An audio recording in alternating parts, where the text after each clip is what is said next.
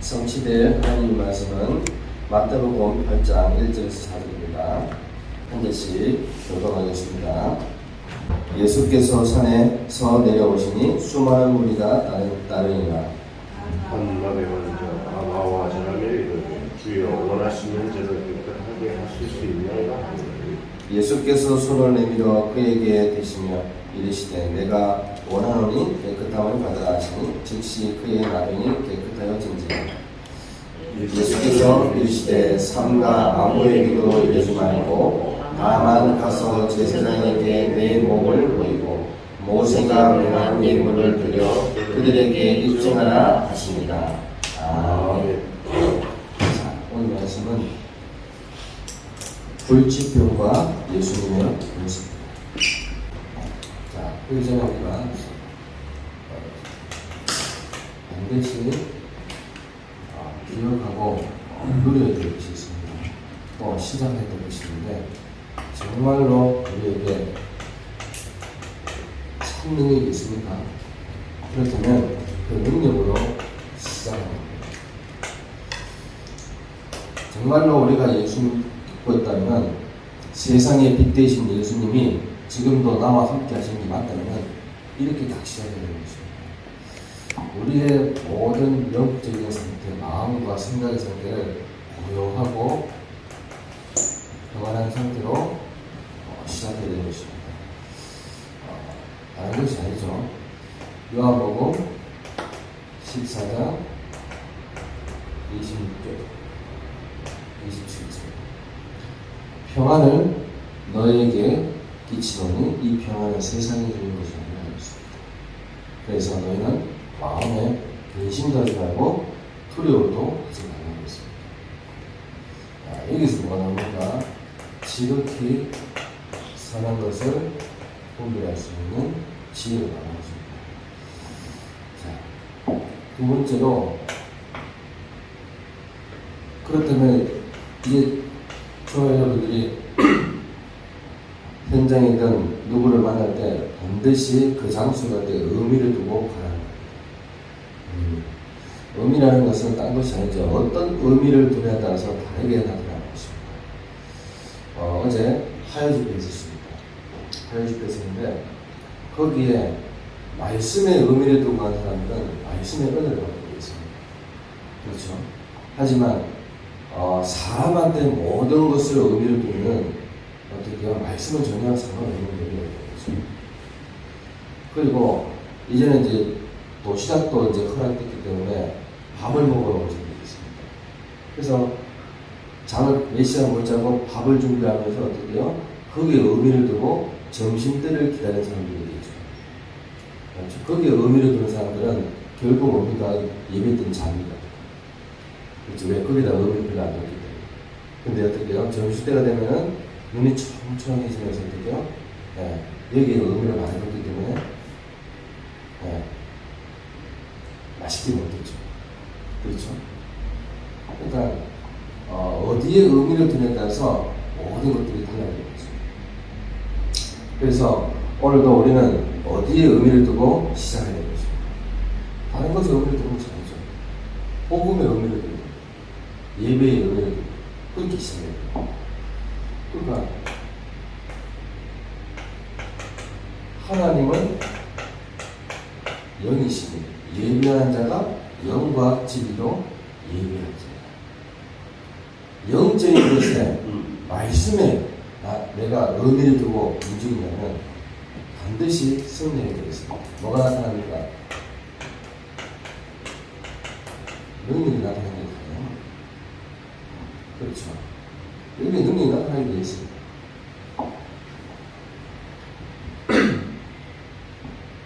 그래서 어떻게 해요? 이 능력 가지고 모든 것을 움직여 나가는 것입니다.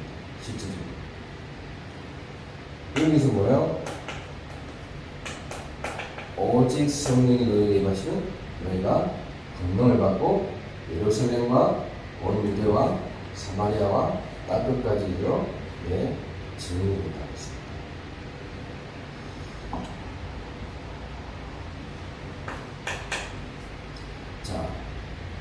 어디에 집중합니까? 우리는 지금 그 그 집중이 나를 만들어 나가는 거예요.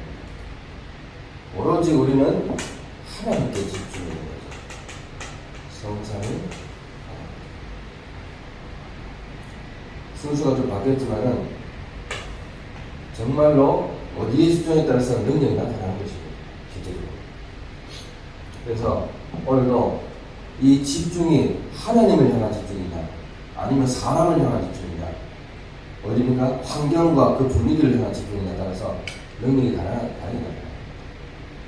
그래서 오늘도 오로지 하나님께 집중할 수 있도록 그렇게 어디서 힘을 얻어야 됩니까? 말씀을 통해서 힘을 얻어야 합니다. 말씀을 통해서 하나님의 말씀은 살았고 활력이 있어. 영과 홍과 벌수 감정을 찔러주기 위해서 우리의 마음과 생각을 판단하십니다. 여기서부터 뭐가 일어납니까? 근본 치유예요. 이 근본 치유는 뭐예요? 서밋의 시작이 되는 것입니다. 근본 치유가 아니라 다른 것이 치유가 아닙니다. 뭐가 치유입니까?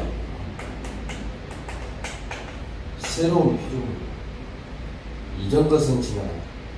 알죠? 우리가 새로운 피조물로 재창조의 역사를 이뤄요. 자, 이렇게 되면 어떻게 해요? 이제 눈에 보이지 않는 보호자의 축복들이 하나하나 보이기 시작합니다.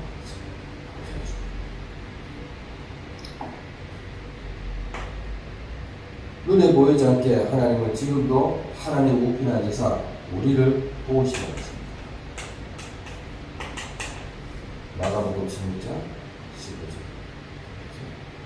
하늘로 올라가지만 하나님 우편에 앉아서 전도할 때 나타납니다. 그렇죠. 보여줘. 그뿐이겠습니까? 마지막으로 시공간. 자, 이런 것들이 뭡니까? 주의 천사가 말씀의 수령 들고 움직이시고. 자, 이런 것들이 그냥 나타나는 것이 아닙니다. 내가 마음만 먹어도 이런 축복들은 계속 나타나는 것이죠. 자, 그래서 오늘도 참 능력으로 시작하시기 바라고, 오늘도 이 불치병과 예수님의 권세가 여기서부터 시작됩니다. 사실 불치병은 하나님과는 관계가 없는 거죠. 사실 우리한테 관계가 없는, 우리 입장에서 보면 불치병입니다. 맞죠? 근데 하나님의 입장에서는 뭡니까? 못 고치는 병이 없는 것이죠. 그렇잖아요. 왜 잘 안 됩니까? 내 입장에서 자꾸 보는 겁니다. 정말로 하나님의 입장에서 보면 문제될 게 없는데 자꾸 우리는 내 입장에서 보고 어떻게 해요? 내 환경에서 보고 내 경험에서 보고 내 상처에서 보기 때문에 힘든 것입니다. 맞죠? 하지만 하나님께로부터 시작한다면 아무 문제될 게 없습니다. 하나님으로부터 시작한다면 기적이 아니죠. 당연한 겁니다. 우리가 봤을 때는 기적인 거죠. 우리가 봤을 때 어떻게 낙심되고 그런 것이죠. 하나님은 낙심될 게 없습니다. 맞죠?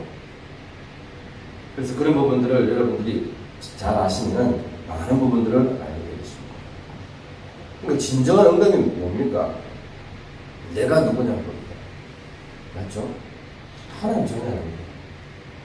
예수님이 누구시며 하나님은 누구십니까? 어제도 현장 복음 메시지를 하시는데 복음의 내용과 동기에 따라서 그리스도 다르게 보는 거예요. 맞죠? 예수 이름이 다르게 나타나는 거예요. 맞잖아요. 도대체 예수 그리스도는 누구신가? 그게 일관입니다.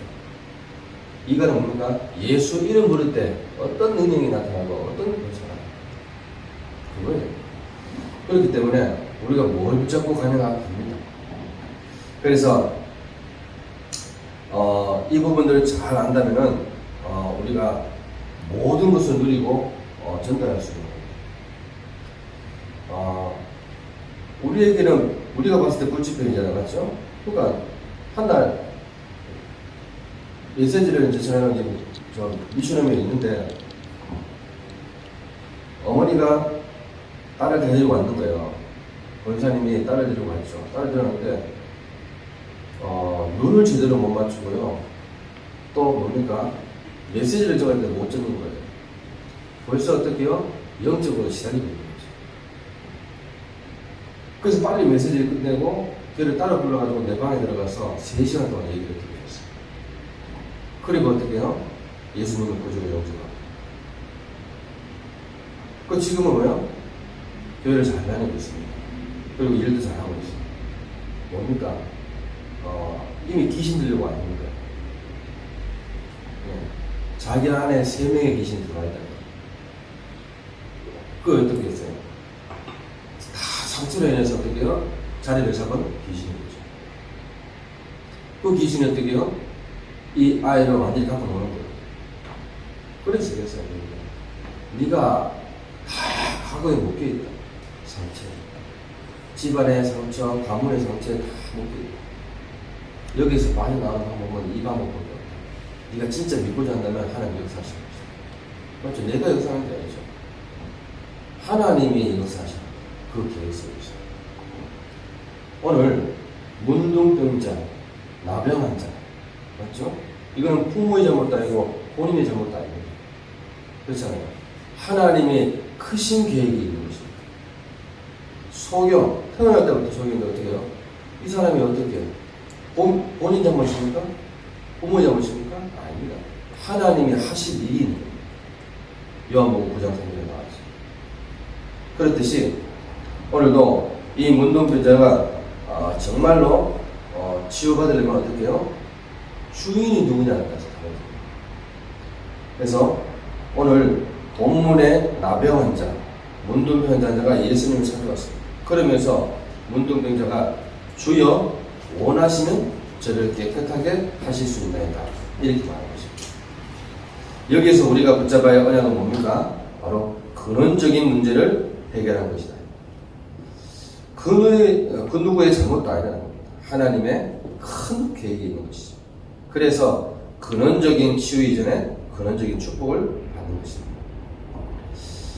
그리스도가 증거되는 그 순간에 어떻게 해요? 근원적인 것이 해결되는 것이죠. 오늘 저와 여러분들이 근원적인 축복과 근원적인 치유가 일어나기를 바랍니다. 그래서 오늘 본문에 본론적으로 어떻게 하면 언약을 굳게 붙잡을 수 있을까? 어떻게 하면 이런 역사가 일어납니까? 근원적인 치유의 시작입니다.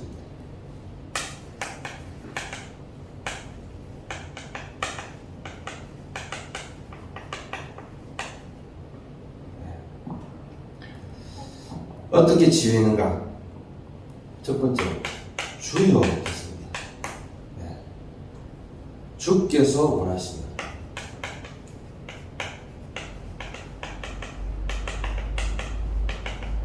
내가 원하는 게 아닙니다. 우리는 어떻게 해요? 하나님 이 기도 들어주시고 저 기도 들어주시고 그게 아니라 주여 겠습니다. 선생님이라고 하지 않고 주여 겠습니다. 이스라엘 나라의 최고의 단어가 주여입니다. 네. 이것을요, 이 문둥병자, 그 나병 환자가 말하는 겁니다. 하나님의 계획 속에 나를 살릴 계획이 있다면 이 말인 거죠. 하나님의 계획 속에 내가 살 계획이 있다면 하나님이 원하신다면 이 말입니다. 우리는 우리 계획대로 움직이려 하지 않죠. 하나님이 원하신다면 나를 깨끗하게 하실 수 있습니다. 이 말입니다. 그래서 예수님을 보고 주라고 부르습니다. 쉽게 말하면 예수님 보고 그리스도라고 부르는 겁니다. 이게 근원적 치유의 시작입니다. 우리는 이 말이 쉽게 나올 수 있지만 그때 당시에 예수님께 나와서 주여 이렇게 부르는 것은 굉장한 것입니다. 주여라는 단어는 사실 이스라엘 최고 단어라는 거죠. 로마가 250년 동안 기독교를 핍박한 이유가 바로 여기입니다. 아니 황제한테만 부를 수 있는 건데 이거를 뭐요? 예수님께 부르니까요. 도대체 누구냐는 거죠. 여기에서 많은 핍박이 일어나요. 다시 말하면 나의 주인이 되신 나의 주인. 그렇죠. 나의 주인이 되신 그런 말인데, 자, 근원적인 치유의 시작이 어디서부터 납니까? 바로 그리스도가 나의 주인이 되는 날.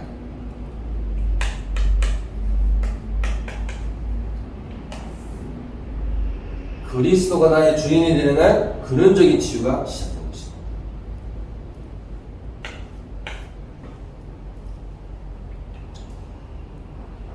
요한복음 2장 1절 11절. 그리스도가 주인 되는 날, 물이 포도주로 변하는 역사가 일어나는 것이죠. 맞죠? 가나안 혼인잔치에 예수님이 손님으로 모실 때, 귀분으로 모실 때는 역사가 일어나지 않았습니다. 근데 어떻게요? 주인으로 모실 때 물이 포도주로 변하는 역사가 일어나는 것입니다. 그래서 나의 산업에 그렇죠? 그리스도가 주인 되는 날.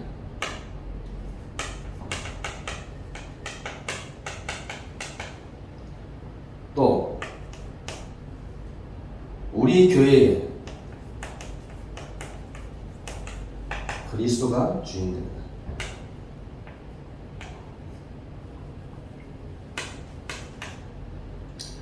내 인생에 그리스도가 주인 되는 날, 근원적인 치유가 시작된 것입니다. 이때부터 끝났고 이때부터 시작되는 것이죠. 자, 이때부터 뭡니까? 근원적 치유의 상태가 만들어지는 겁니다.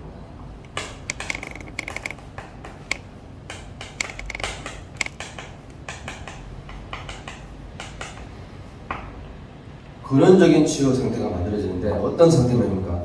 바로 우리가 너무 잘 알고 있는 상구삼이죠. 성삼위 하나님. 알겠죠? 성삼위 하나님이 내게 임한 인지하는 시간. 내게 인지하는 시간.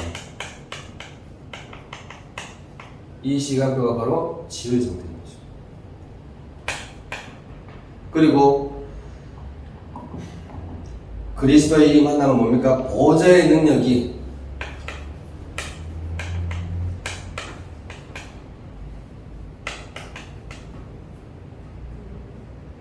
보좌의 능력 9가지가 내게 임하는 시간입니다. 그리고 앞으로 시대를 바꾸는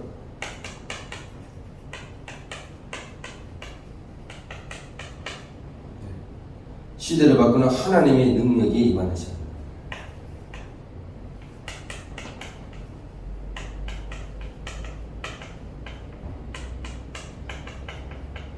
자, 이것이 바로 근원적인 치유의 상태입니다. 이 영적 상태가 딱 만들어지는 것이죠. 그래서 예수님께서 바디모에게 말하는 것처럼 소경 바디모에게 뭘 하기 원하냐? 뜨기 원합니다. 그래서 어떻게 해요? 네 믿음대로 되어지고 네 믿음대로 될지어다. 그렇죠? 이 바디모에야 돼요.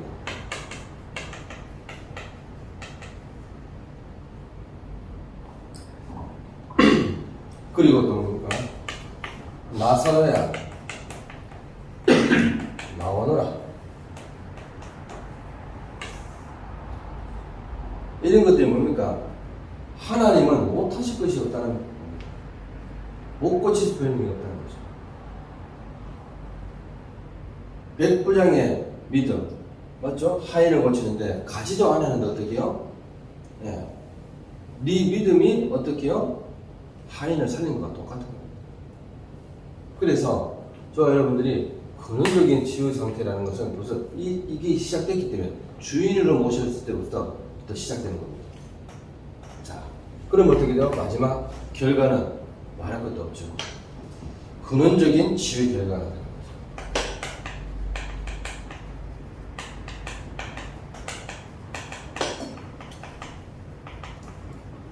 근원적인 치유 결과. 그래서 4절에 오늘 본문의 4절에 나와 있죠. 뭐라고 나와 있습니까?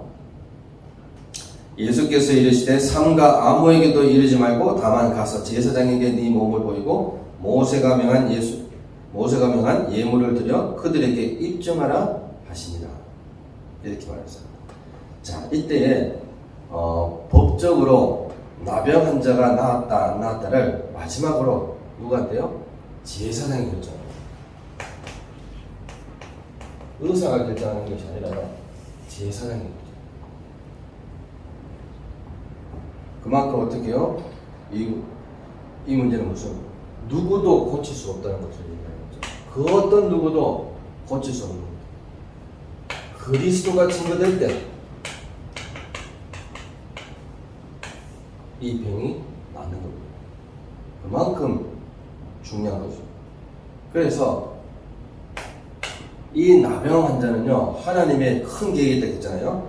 결론적으로 제사장 앞에 증거하라고 하나님이 부르십니다. 하나님이 그렇게 하죠. 이 제사장에게 증거하라고 하나님이 그렇게 하십니다. 이해하셨죠? 예. 왜 우리 집은 이렇습니까? 왜 우리 집은 단명이 많이 있습니까? 왜 우리 집은 병으로 많이 죽어갑니까? 왜 우리 집은 단명으로 많이 갑니까? 거기에 하나님이 큰 계획이 있는 거예요. 그걸로 죽어가는 사람들이 있으니까 네가 거기에 증인이 되라. 이해하셨죠? 그러니까 우리 집이 그런 겁니다. 한쪽 집안은 단명한 집안이고, 알겠죠? 한쪽 집안 병으로 죽어가지고, 그럼 제가 무슨 언약을 붙잡겠습니까? 당연하죠. 네. 반드시 하나님의 능력을 덧입고 어떻게 해요?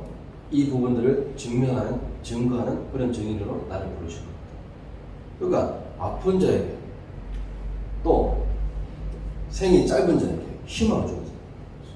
그렇지 않습니까? 저주받는 이런 부분들 마찬가지입니다.